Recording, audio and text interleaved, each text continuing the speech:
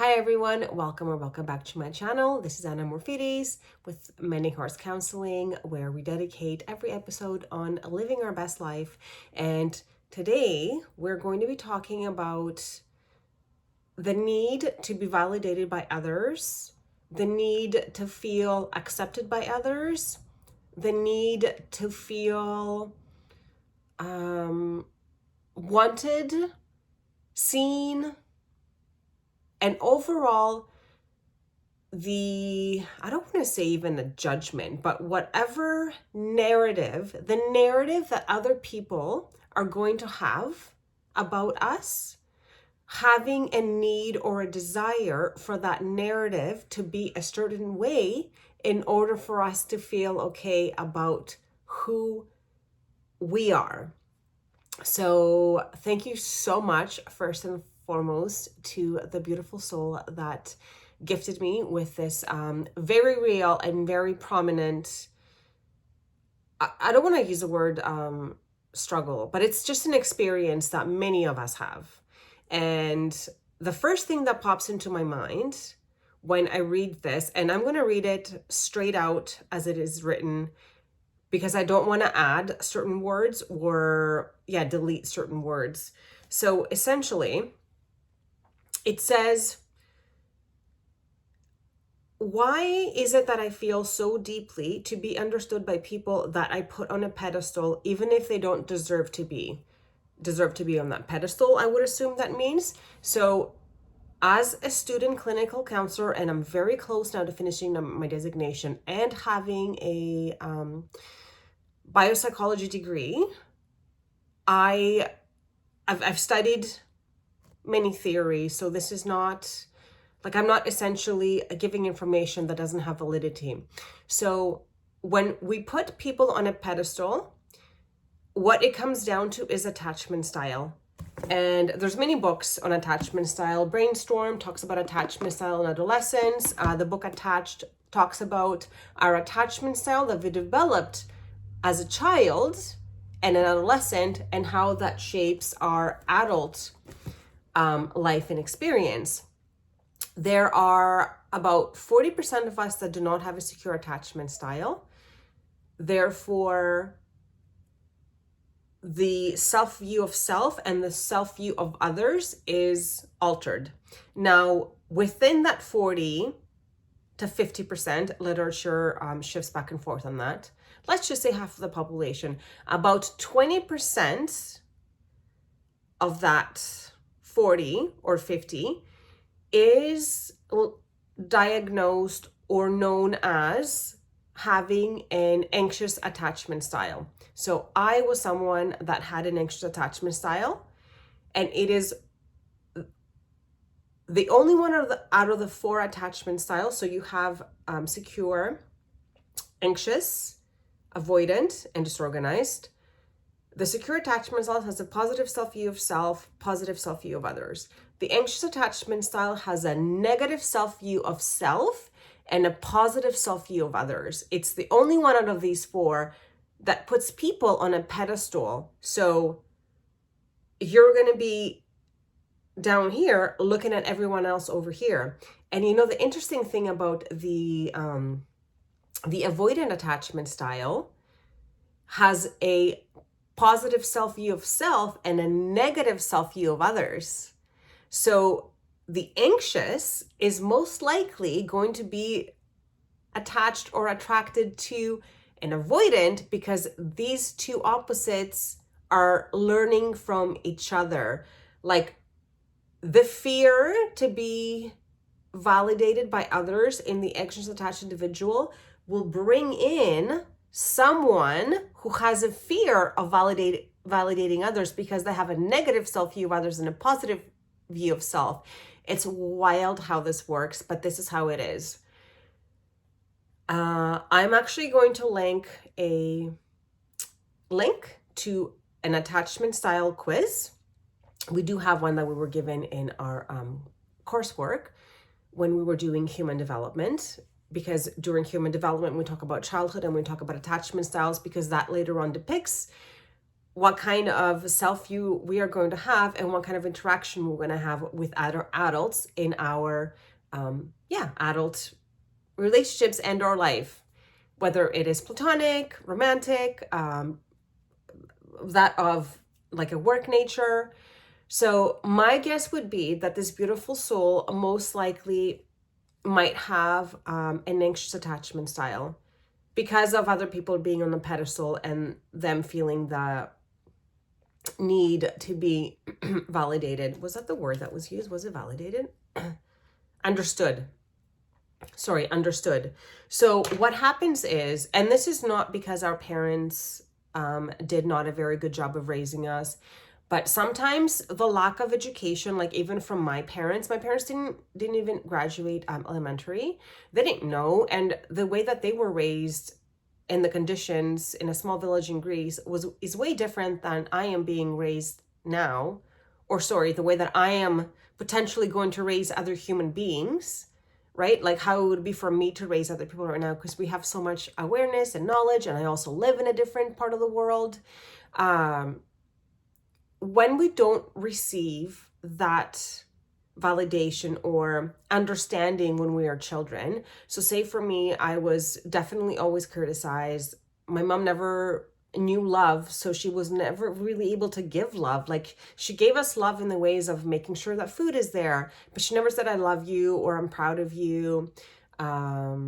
You're so great. It was always criticism. So the way that I understood in human development, we have this neurological nerves, like there's nerves in our body and make these neurological synapses, and like at the end of this of the nerve, this is called the synapse right here, like this gap between the nerves. The nerve releases little neurotransmitters that carry information like you're good enough, you're worthy, you're amazing, you're competent, you're loved, you're capable, you are competent, like all these things by the things that we hear from the outside world. Now, if these nerves are not being fed that information, what happens is they just kind of prune and they shrink away and they don't become part of our nervous system anymore. But then other neurons, if you hear a certain thing like you're stupid or how could you do that? Or you're such a dumb kid, or whatever it is that you might hear from society, then you create new neurons that fire new signals. So now you actually don't have those neurotransmitters that release those feel-good chemicals within you, like dopamine and serotonin, norepinephrine.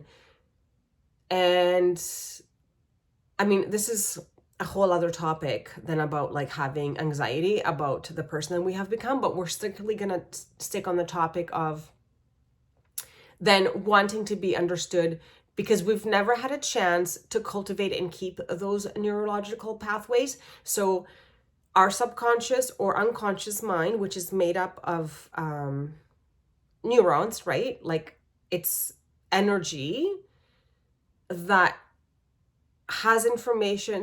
The energy of who we are is surrounded or is created by the information that is stored in our nervous system, and that is released unconsciously and subconsciously. So if a lot of our core belief system is built on this idea that we're bound to be rejected, bound to be alone, that we're not worthy of love, we didn't get a chance to cultivate safety, to be seen, to be soothed.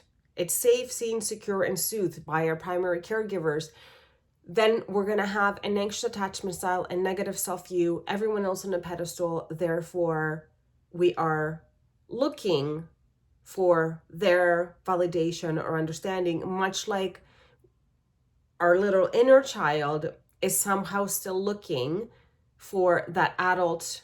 It only takes one primary caregiver and or stable individual in our life to be able to fill that need to be safe, seen, secure, and soothed, and to build a positive self-view. So if we didn't get that as a child, that inner child, that's what inner child work is like recorrecting what didn't take place in our childhood, reparenting ourselves, giving ourselves a corrective experience of what was not done in the most serving way in our childhood in order for us to have a positive self-view of self and a positive self-view of others and be securely attached.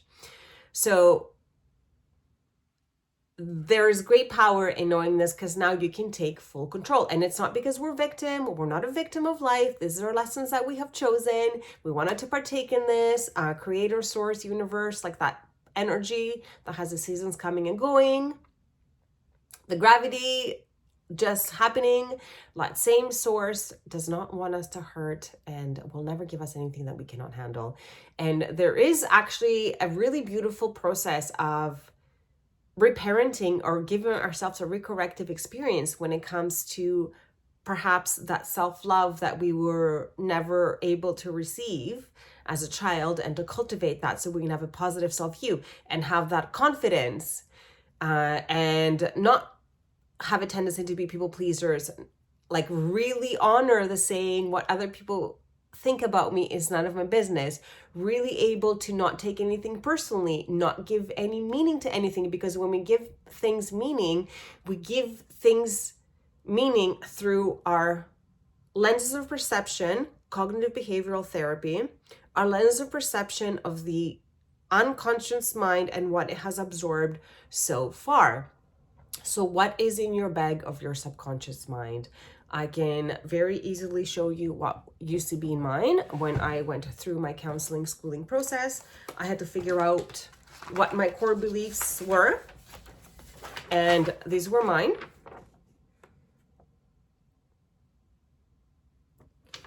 I am needy, I am not good enough, I am bound to be abandoned, I am unlovable, I am unlikable, I am unwanted, I am unworthy, I am not good enough to be loved by others, I am bound to be rejected, I am bound to be alone. That was my engine, and I should probably hold up a sheet that you can pause to see what your engine is made out of when it comes to core beliefs.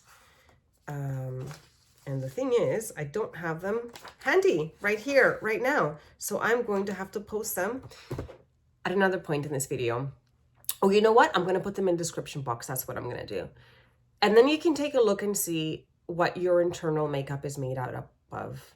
And if you're much like me, then the chances that you have a negative self-view, now you might have a disorganized attachment style or an anxious attachment style, because both of those have a negative self-view, but the disorganized attachment style has a negative self-view of self and a negative self-view of others, so nobody's on a pedestal. So that's why I think there's a difference there. And I would be curious to see if the beautiful soul that recommended this video, what would their attachment style turn to be? Do you fear, like when you're dating someone, do you fear that they're not going to like you, that they're going to leave you? Do you have this sense that you must check your phone all the time? Do you have, is your love language words of affirmations because you want to hear that I love you, I got you, or whether it's like a friend or a coworker at work or your boss, like you constantly want to hear confirmation because you want to make sure that who you think you are is actually who you are.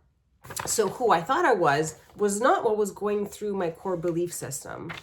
I thought that I'm a good person and I work really hard and I volunteer and I do everything for everyone, all these things. I thought I was a really good person, so I wasn't understanding what was happening. But what was happening is that my internal makeup that I absorbed as a child reflected this. It didn't reflect who I thought I was. It reflected the product of the environment that I was raised in. And how amazing is it that now we know what that is and we have direct control in changing it and reparenting. And essentially that's what the power of therapy, counseling, psychology is giving ourselves that recorrective experience, understanding our attachment style, understanding our core beliefs, really learning what is in our subconscious or unconscious mind, and using modalities such as cognitive behavioral therapy, narrative therapy, or dialectical behavioral therapy, just to name a few. Of course, you can add meditation, there's somatic therapy, There's so many beautiful modalities that help one overcome anything that is causing them discomfort in their current life experience. I feel that I've covered pretty much everything in this video. I'm going to make sure that I don't forget to attach what I said I was going to attach. And lastly, to just tie this all in to the question, why do we care so much about what my romantic partner's close friends think, and how do I stop that? We care about that so much is because the anxious attachment style has ourselves actually starving of that experience on a deep neurological cellular level. There is a lack of receiving the dopamine and the oxytocin of, these are like the feel-good chemicals that naturally would come if we're doted on all the time as children. Or it could also take one traumatic experience to mess that all up. So if we don't have that, our cells are so thirsty for it. So when now as adults, we meet these like lovers and friends, it's almost like we revert to our inner child and we get so excited that finally someone is here to reparent us and give us a corrective experience. But now we can do that through self-love, like affirming to yourself how much you love yourself, increasing your self-love, increasing your self-confidence, doing meditations on healing your anxious attachment style. There's so many modalities. I do have actually a couple of videos on undoing anxious attachment style. Actually, I did a whole workshop. Maybe I should link that. And then there's also, what was the other one? Core beliefs.